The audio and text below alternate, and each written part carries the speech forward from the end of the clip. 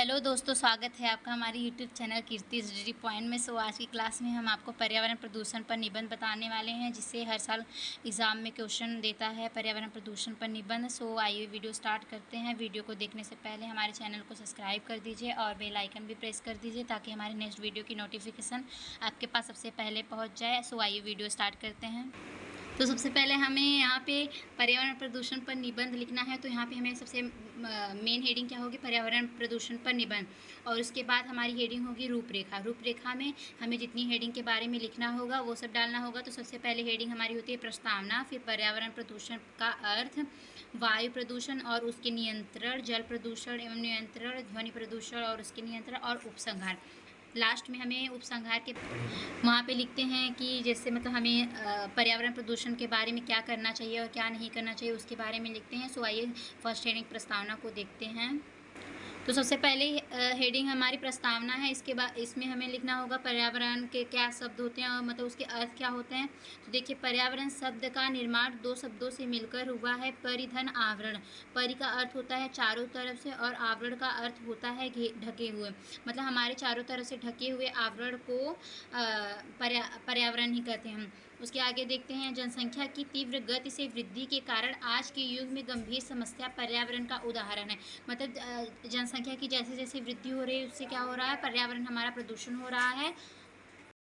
यह समस्या किसी एक व्यक्ति या संपूर्ण देश की तो है नहीं, बल्कि यह पूरे समाज की है। यदि प्रदूषण को बढ़ने से रोका न गया तो देश का भविष्य खतरे में पड़ जाएगा। अब देखते हैं पर्यावरण प्रदूषण का अर्थ। पर्यावरण प्रदूषण का अर्थ। प्रदूषण का सामान्य अर्थ हमारे पर्यावरण का दूषित होना। पर्यावरण का निर्माण प्रकृति ने किया है। पर्यावरण में जब किन्हीं तत्वों का अनुपात इसी रूप में बढ़ने लगता है जिसका जीवन पर प्रतिकूल प्रभाव पड़ता है, तब कहा जाता है कि हमारा पर्यावरण क्या होता है, प्रदूषित हो रहा है। अब देखते हैं वायु प्रदूषण। वायुमंडल में विभिन्न प्रकार की गैसें एक विशिष्ट अनुपात में प्रकृति द्वारा प्रदत्त हैं।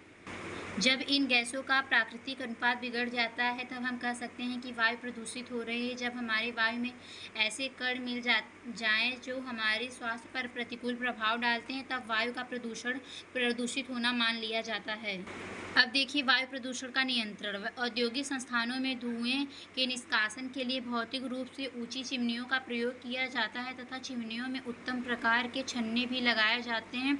इन छन्नों के कारण व्यर्थ गैसें में से सभी प्रकार के कण छनकर नीचे ही रह जाते हैं, और इस प्रकार वाहन के द्वारा होने वाले वायु प्रदूषण को रोका या नियंत्रित किया जा सकता है। अब देखते हैं जल प्रदूषण का अर्थ। जल प्रदूषण में देखिए क्या है, जल के मुख्य स्रोतों में विषैले तत्वों का समावेश होना जल प्रदूषण कहलाता है। मतलब जब हमारे जल में विभिन्न प्रकार के तत्व मिल जाते हैं जो हमें रोग ग्रस्त करते हैं, वो क्या होता है, जल प्रदूषण होता है।